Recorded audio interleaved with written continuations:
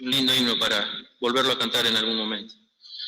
Bien, vamos a tener una lectura en la palabra de Dios antes de darle lugar a nuestro hermano Hugo, que va a tener la meditación en la palabra. Vamos a abrir en Mateo capítulo 12.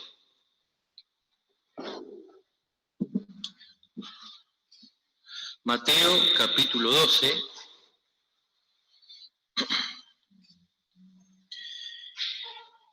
Y vamos a dar lectura desde el versículo 38 hasta el versículo 45 inclusive. Voy a dar lectura a estos versículos, así se escucha bien en los hogares también. Desde el 38 al 45. Dice así la palabra de Dios. Entonces respondieron algunos de los escribas y de los fariseos, diciendo: Maestro, deseamos ver de ti señal. Y él respondió y les dijo: La generación mala y adulterina demanda señal, mas señal no le será dada, sino la señal de Jonás profeta. Porque como estuvo Jonás en el vientre de la ballena 3 días y 3 noches, así estará el Hijo del Hombre en el corazón de la tierra 3 días y 3 noches. Los hombres de Nínive se levantarán en el juicio con esta generación y la condenarán, porque ellos se arrepintieron a la predicación de Jonás. Y he aquí más que Jonás en este lugar. La reina del austro se levantará en el juicio con esta generación y la condenará, porque vino de los fines de la tierra para oír la sabiduría de Salomón. Y he aquí más que Salomón en este lugar. Cuando el espíritu inmundo ha salido del hombre, anda por los lugares secos buscando reposo y no lo hallará. Entonces dice: me volveré a mi casa de donde salí, y cuando viene la halla desocupada, barrida y adornada. Entonces va y toma consigo otros 7 espíritus peores que él, y entrados moran allí, y son peores las cosas últimas del tal hombre que las primeras. Así también acontecerá a esta generación mala. Que el Señor bendiga su palabra que hemos de compartir esta noche. ¿Hugo?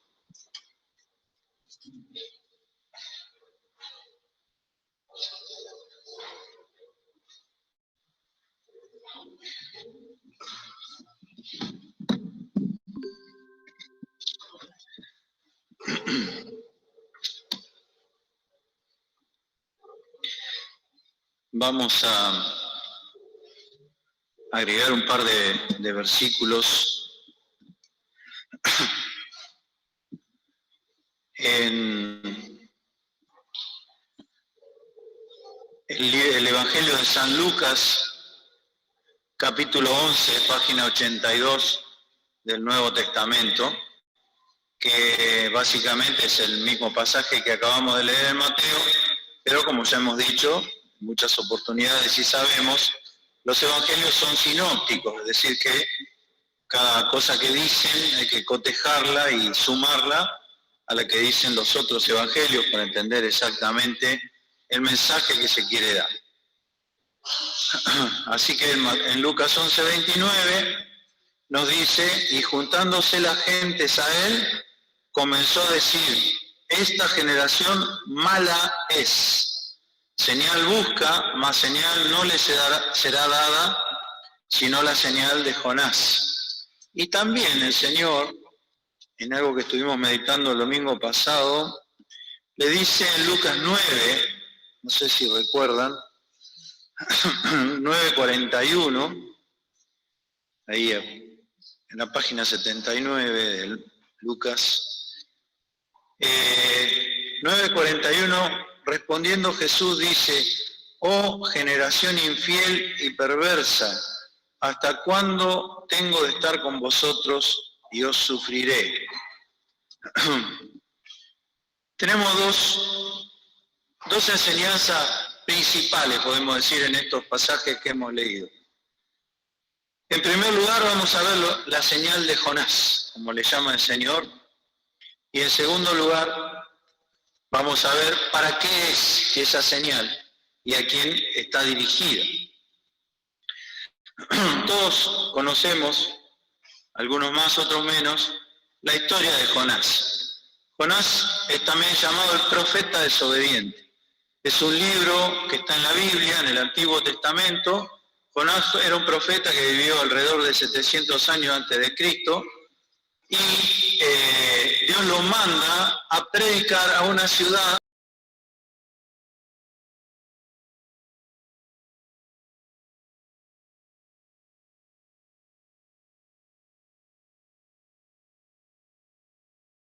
Nínive, que maltrataba y conquistaba permanentemente a las otras naciones, y había llevado cautivos del territorio de Israel y estaba intentando destruir la ciudad de Jerusalén.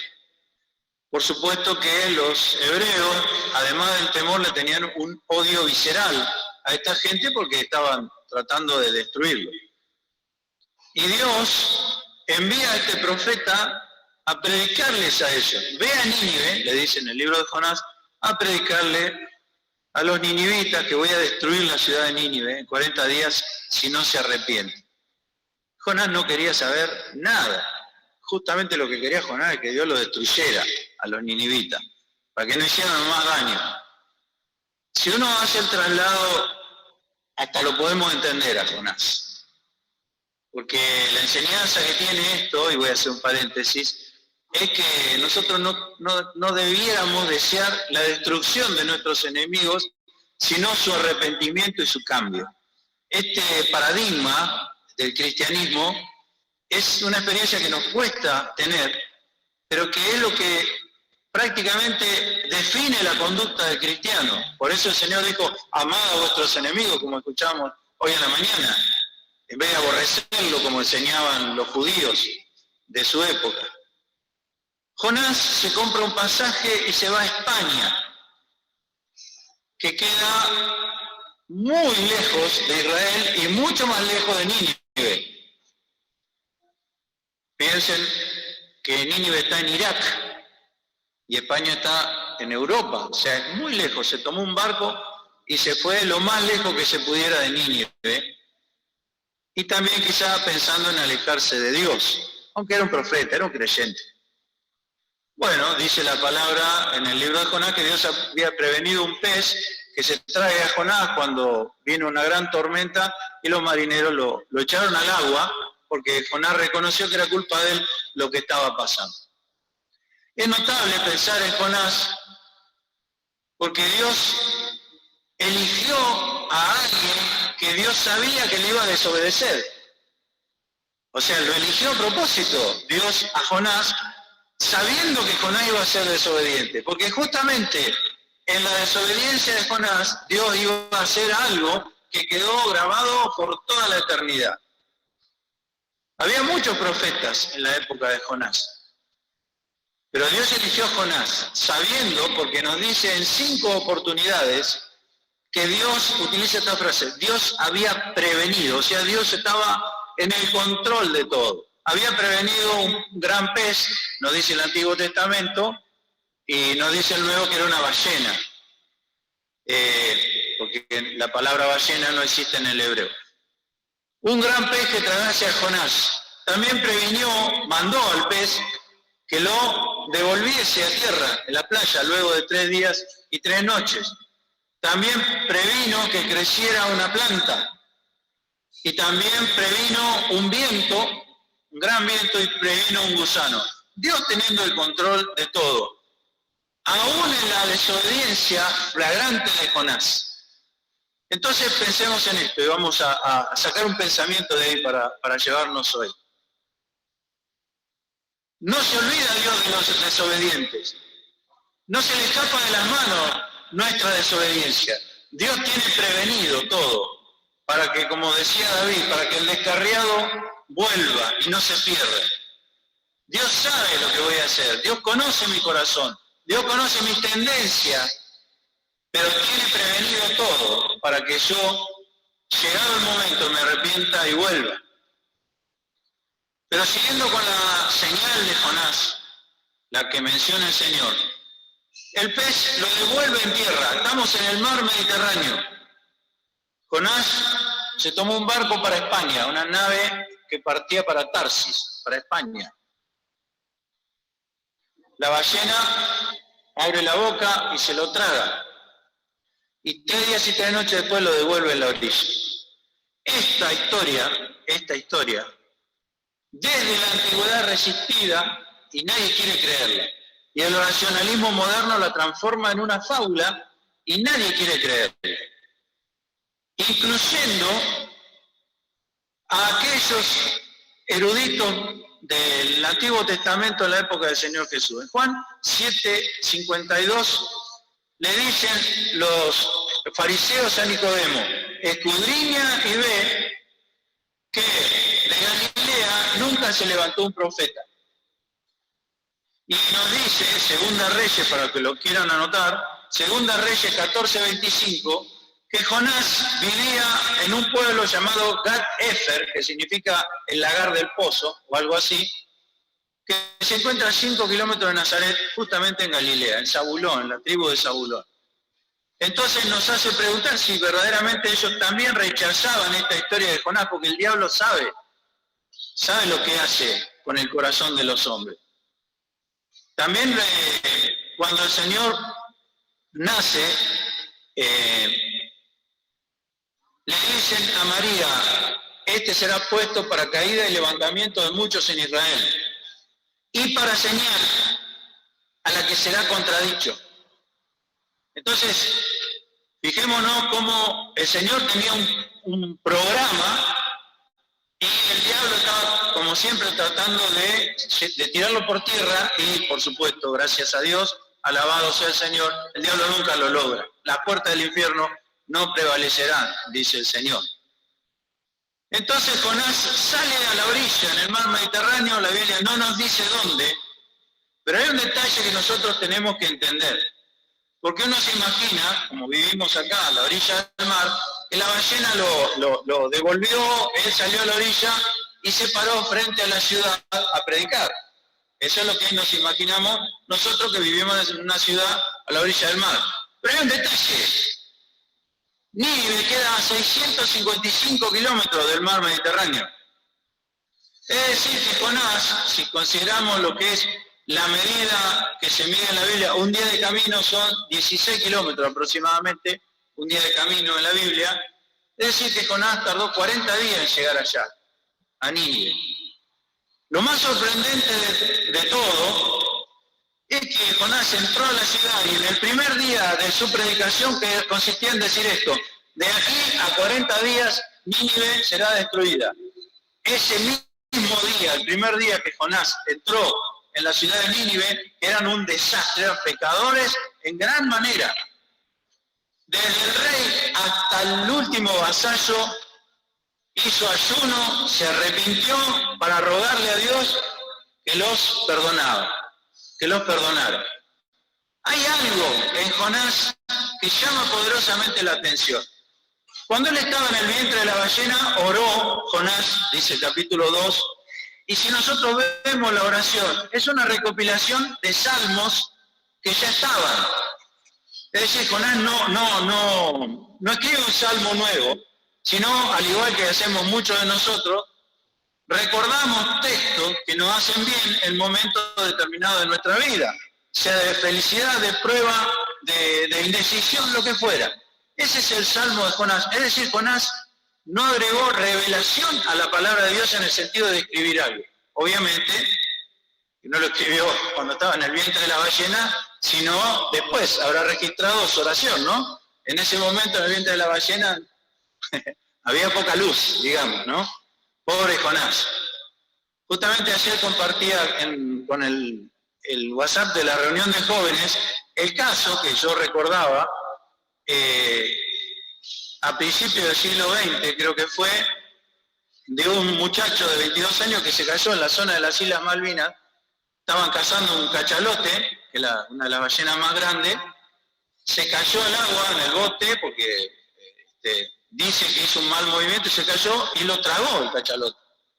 Y cuando murió, porque lo habían arponeado, lo abren esta ballena y encuentran a este muchacho que estaba casi muerto, pero estaba vivo, y con un ataque de locura, porque, bueno, y describe toda su experiencia, y también describen cómo lo vieron, que pareció muerto, porque los jugos gástricos de la panza de la ballena lo habían quemado.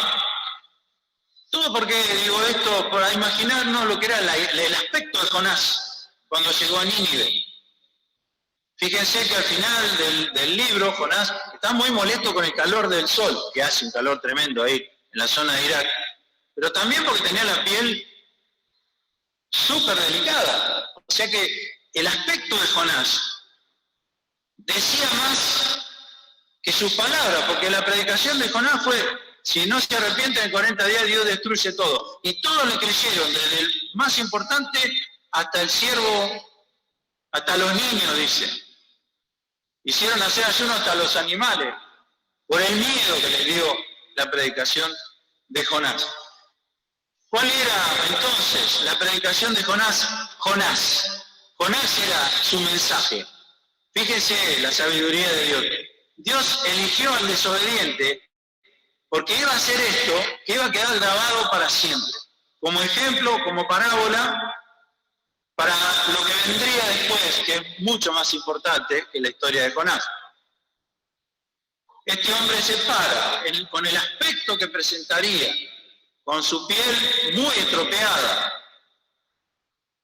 y diciendo: he vuelto de la muerte, prácticamente, porque se lo había tragado un pez 3 días y 3 noches, y después lo devolvió.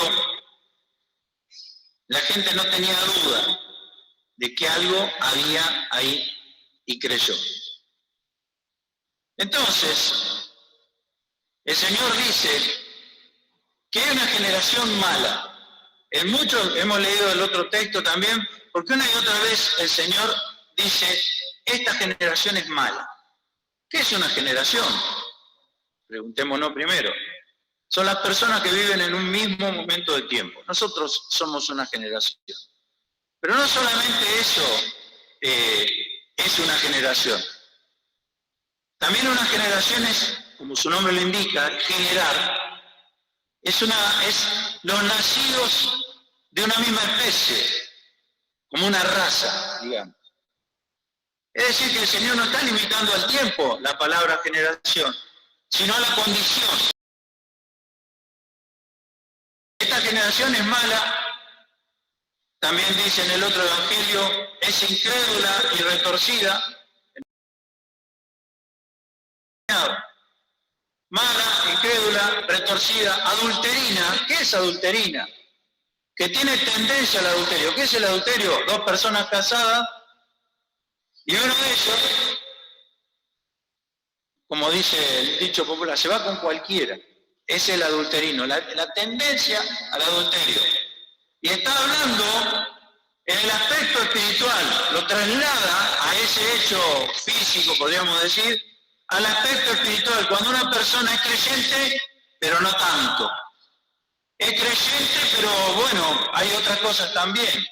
Entonces su vida está dividida, o en un intento de división de adorar a Dios, pero también las otras cosas. Y el Señor dejó claramente establecido que ninguno puede adorar o servir a 2 señores, porque siempre se inclina más hacia un lado que hacia el otro. No podés servir, por ejemplo, a Dios y a la riqueza, dice el Señor.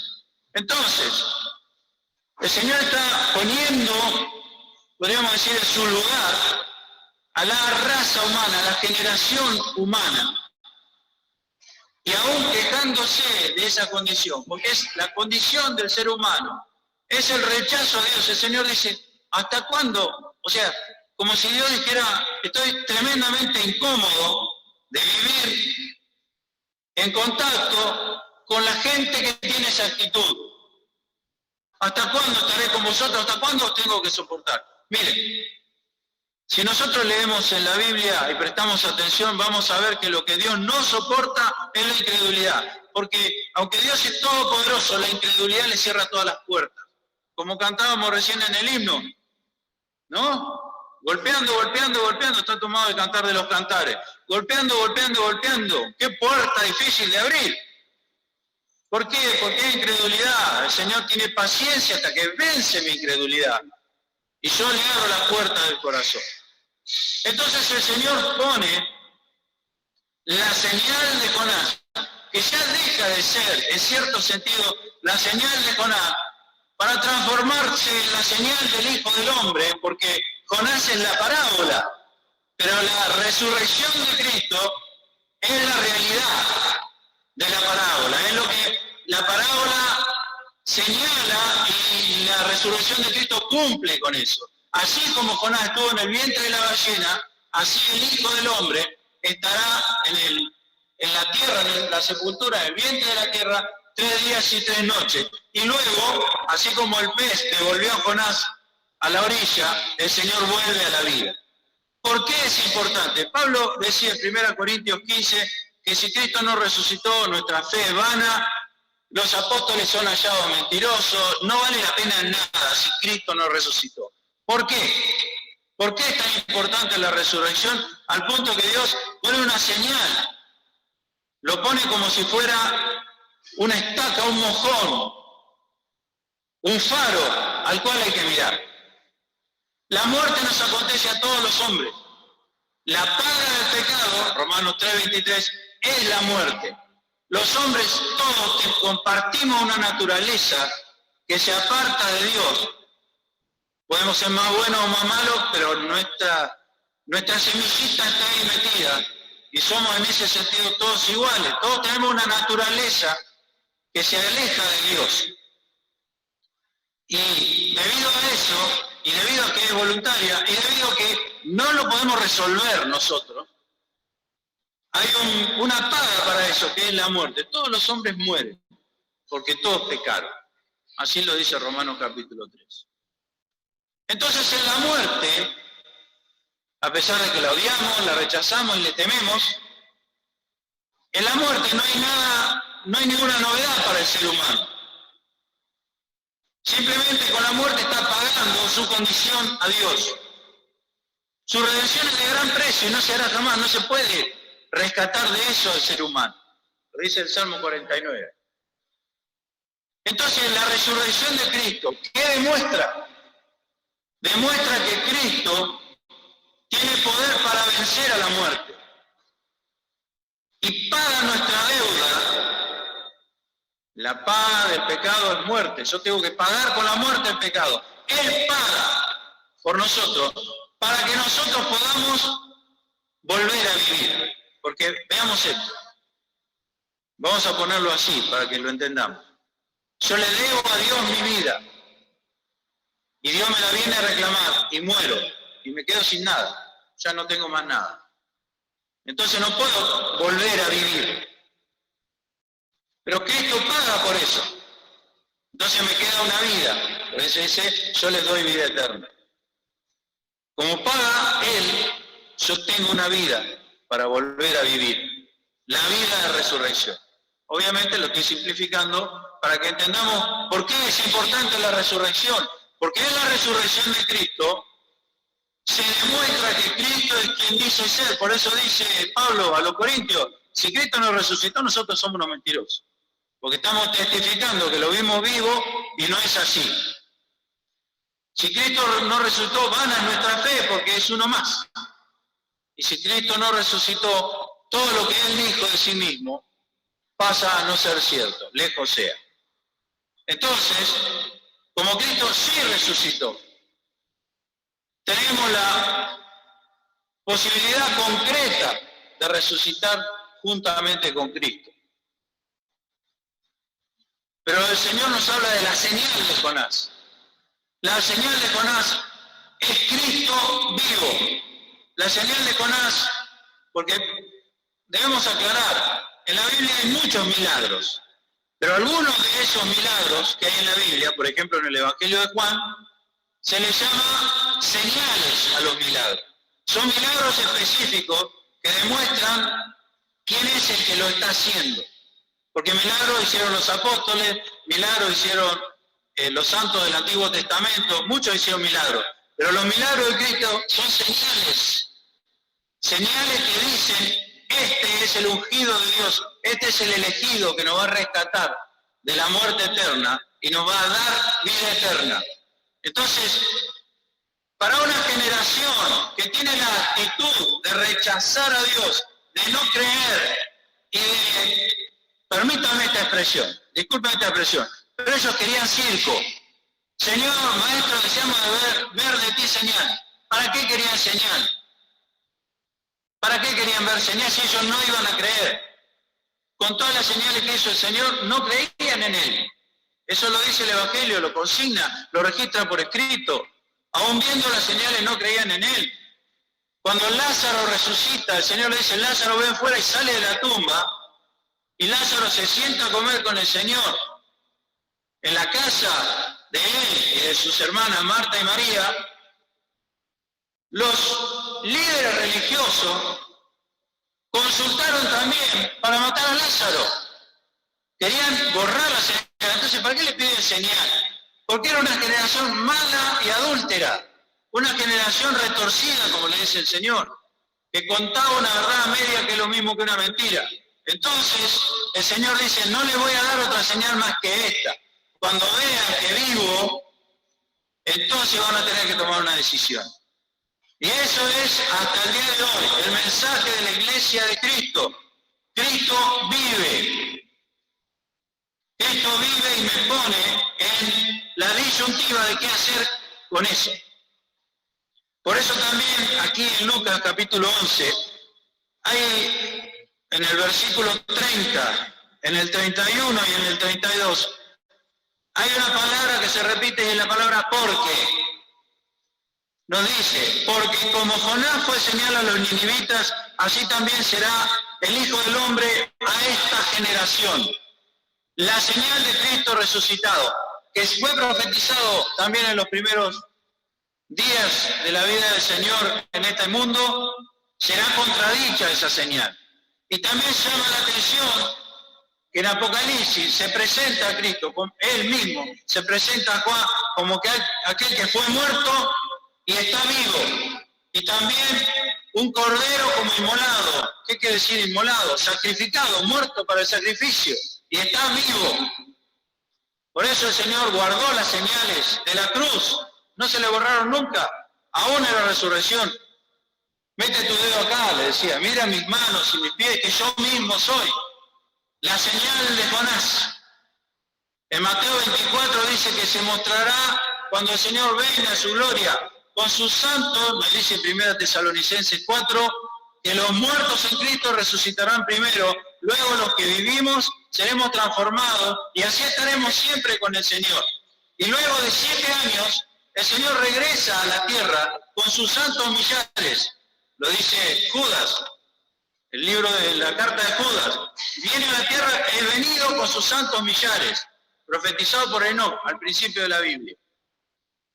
Y dice, entonces se mostrará la señal del Hijo del Hombre, como sale el relámpago del oriente y va hasta el occidente. Todos le verán. ¿Qué es lo que van a ver? A Cristo resucitado y, queridos hermanos, a nosotros también resucitados. A todos nosotros mismos vamos a componer, juntamente con Cristo, la señal del Hijo del Hombre, la resurrección, que es la batalla ganada sobre la muerte. Esa es la resurrección. Es la batalla ganada. Oh muerte, yo seré tu muerte y seré tu destrucción, oh sepulcro. Entonces vemos que el Señor ha mostrado una señal. Y con eso, miren, si no hubiese habido un solo milagro más, debería alcanzar para esta generación la resurrección de Cristo con los testigos diciendo, yo lo vi resucitado. Porque hubo infinidad de testimonios de Cristo vivo. ¿Por qué? Porque esa es la señal para esta generación. No les será dada otra señal. Miren, el Señor puede sanar enfermos, el Señor puede rescatar a la gente de donde esté, el Señor puede hacer tantas cosas, es todopoderoso. Pero la señal que da Dios para esta generación y todas las generaciones, las que estuvieron antes y las que vienen ahora, es Cristo resucitado, la señal de Jonás, profeta. Entonces, tenemos la señal y tenemos la generación, la actitud de esa generación que es el rechazo. Y entonces dice, utiliza 3 veces la palabra porque, como digo. En el versículo 31 dice, la reina del austro se levantará en juicio con los hombres de esta generación y los condenará, porque vino de los fines de la tierra a oír la sabiduría de Salomón, y aquí más que Salomón en este lugar. La reina del austro era una reina etíope, la reina de Seba o la reina de Sabá, como se la conoce, que cuando escuchó que en Israel había un rey tremendamente sabio, el rey Salomón, se hizo el viaje desde Etiopía, en África, hasta Israel para conocerlo y escucharlo hablar. Y dijo, de todo lo que había escuchado, era muy poco comparado con lo que es la realidad. Es mucho más lo que veo que lo que escuché. Y dice el Señor, y aquí más que Salomón en este lugar.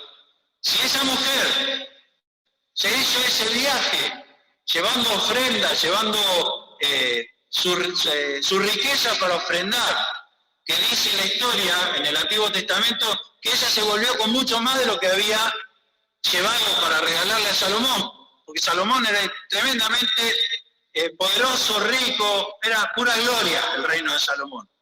Y dice el Señor, ella se hizo el viaje para escuchar a Salomón, y ustedes no quieren escuchar el mensaje que hay en la señal de Jonás profeta.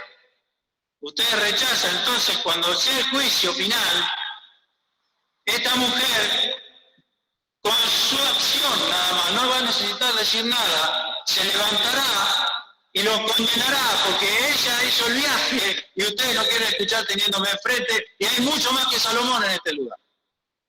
Eso es lo que quiere decir, porque él se levantará en el juicio contra esta generación. Así que entonces vemos, para ir entendiendo y resumiendo, hay una señal, que es la resurrección de Cristo. Cristo vive.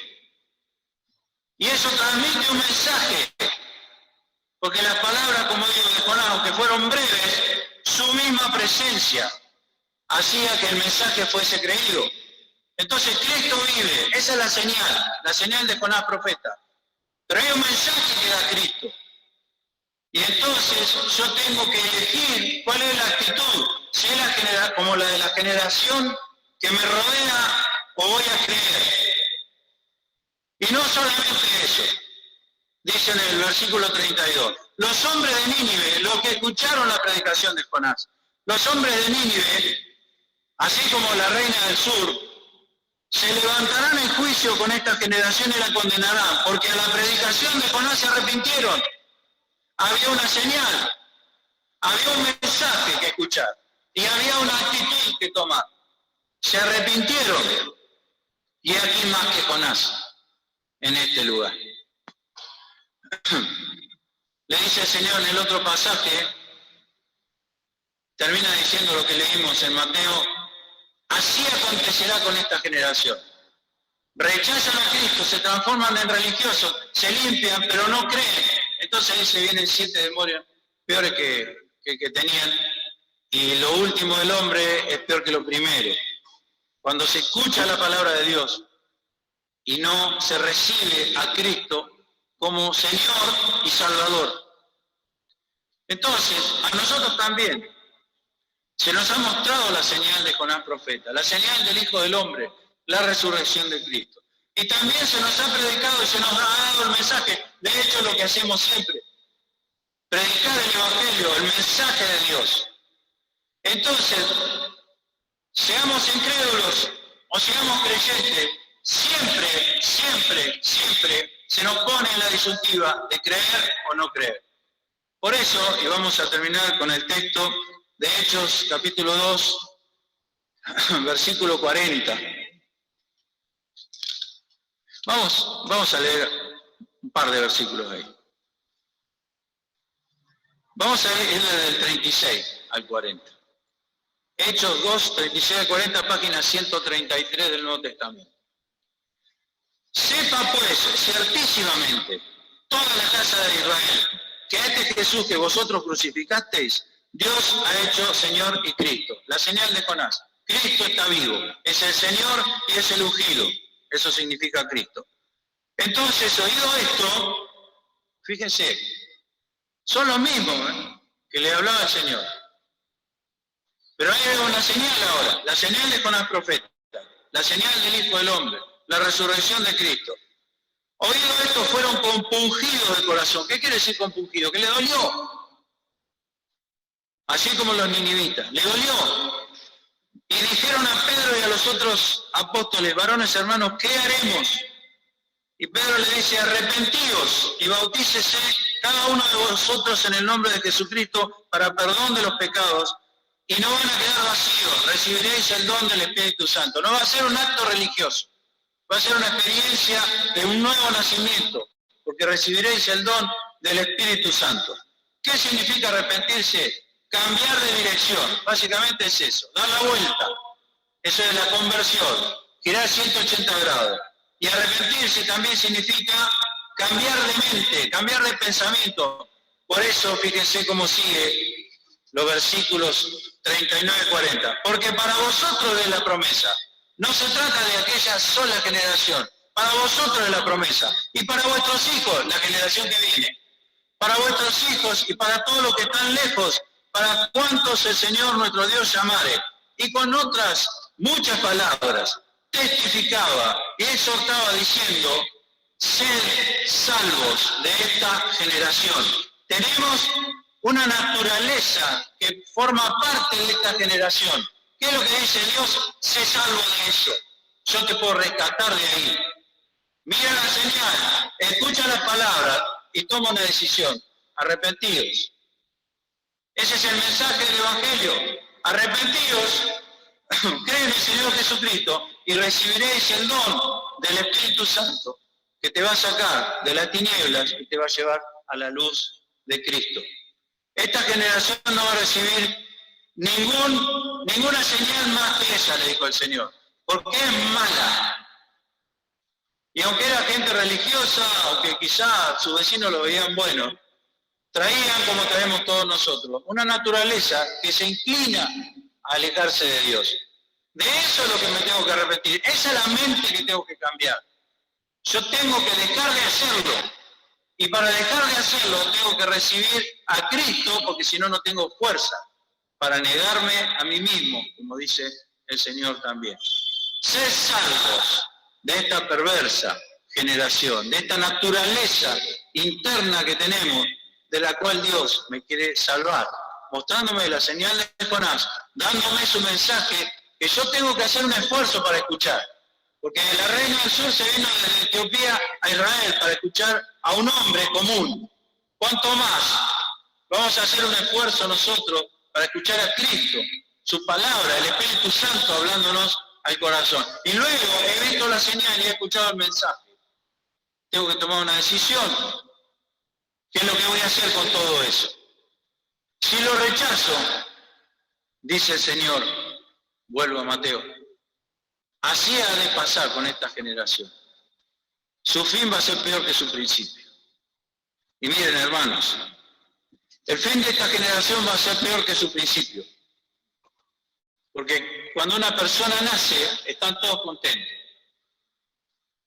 Pero ¿cuál es el fin de los que rechazan a Cristo? El alejamiento eterno de Dios, la condenación eterna. Pero para nosotros, hermanos, para aquellos que hemos recibido la promesa y el don del Espíritu Santo, nuestro fin es mucho mejor que nuestro principio. Pablo decía, para mí, el morir es Cristo, yo no le tengo miedo a la muerte. El morir es Cristo, si yo me muero estoy con el Señor. Decía, el vivir es Cristo y el morir es ganancia. O sea, prefería, digamos así, no era un suicida, prefería estar con Cristo, lo cual es mucho mejor. Nosotros tenemos un final mejor que nuestro principio. El transitar de nuestra vida quizá haya sido de claudicaciones, de pruebas, de dudas. Pero dice la palabra de Dios que la senda de los justos es como la luz de la aurora. Hay gente que se va a la playa y queda hasta la madrugada para ver el amanecer. ¿Por qué? Nos toca el corazón el amanecer. Tiene ánimo, ¿no es cierto? Ver salir el sol, sobre todo acá, enfrente al mar, o detrás del mar. La senda de los justos es como esa luz, como la luz de la aurora, que va en aumento hasta que el día es perfecto. Empieza de noche y termina en el cenit, a plena luz. Nuestro fin es mejor que nuestro principio. Y de esta generación de la cual el Señor dice, sé salvo de esta generación, su postrimería, su final, es peor que su principio. No resiste el menor análisis. Estar con Cristo es mucho mejor. Ser creyente es mucho mejor. ¿Por qué habrá tanta gente afuera y tan pocos acá adentro? Porque nosotros, el Señor nos dio la luz para entender y arrepentirnos. Pero muchas veces la gente elige seguir como está, pensando que de alguna manera va a zafar de un destino inevitable, que es encontrarse en el juicio cara a cara con Dios, sin haber recibido a Cristo. No hay salvación posible para eso. Gracias a Dios por lo que tenemos, gracias a Dios por todo lo que nos ha dado el Señor. Recordemos esto siempre. El día de mañana debe ser un poquito más luminoso que el hoy, porque la senda de los justos es como la luz de la aurora que va en aumento hasta que el día es perfecto. Que el Señor nos bendiga, hermanos, y podamos entender estas cosas. Amén.